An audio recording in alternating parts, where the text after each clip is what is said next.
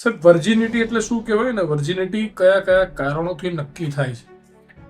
વર્જિનિટી જેવું કંઈ હોતું જ નથી ભાવિનભાઈ. વર્જિનિટી નક્કી કરવી એ ફક્ત સ્ત્રી માટે જ વર્જિનિટી હોવી એ જરૂર નથી.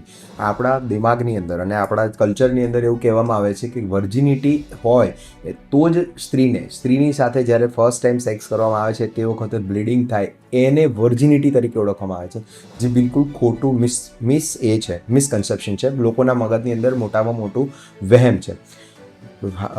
વર્જિનિટી માટે જે પડદો ગણવામાં આવે છે એ યોનિ માર્ગની અંદર ઉપર રહેલું એક લેયર છે. જે લેયર જેમ આપણે કાન પિયર્સ કરાવડાવીએ છીએ તો કેવું કાણું પડી જાય છે, એવી રીતના એ કોઈ પણ એક્સરસાઇઝ કરવાથી એ જગ્યાની એક્સરસાઇઝ થવાના કારણે ઇલાસ્ટિસિટીના કારણે એ પડદો ફાટી જાય.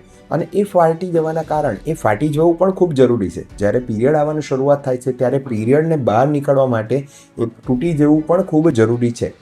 હવે એવું આપણને કહેવામાં પણ આવે છે અને હવે તો નવી જનરેશન માને પણ છે કે આ વસ્તુ સાયકલિંગ કરવાથી, રેસિંગ કરવાથી, દોડવાથી, હોર્સ રાઇડિંગ કરવાથી આ બધા કારણોસર વર્જિનિટી જે છે એટલે કે સ્ત્રીનું હાઇમેન જે છે એ રપ્ચર થઈ જાય છે. અને જેના કારણે વર્જિનિટી છે કે નહીં એને નક્કી કરવા માટેના કોઈ નાપતોલ છે નહીં. પરંતુ આપણા ઘરડાઓ પહેલાંના જમાનામાં આવું ગણવામાં આવતું હતું, કારણ કે સ્ત્રીઓને કોઈ પણ જાતની એક્ટિવિટી કરવા દેવામાં આવતી ન હતી.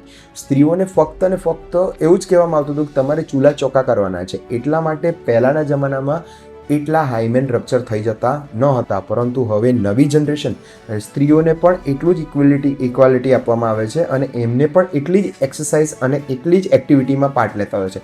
જેના કારણે વર્જિનિટી માટેનું જે હાઈમેન એ રપ્ચર થઈ ગયેલું હોય તો વર્જિનિટી વિશે કંઈ પણ કહી શકાય નહીં.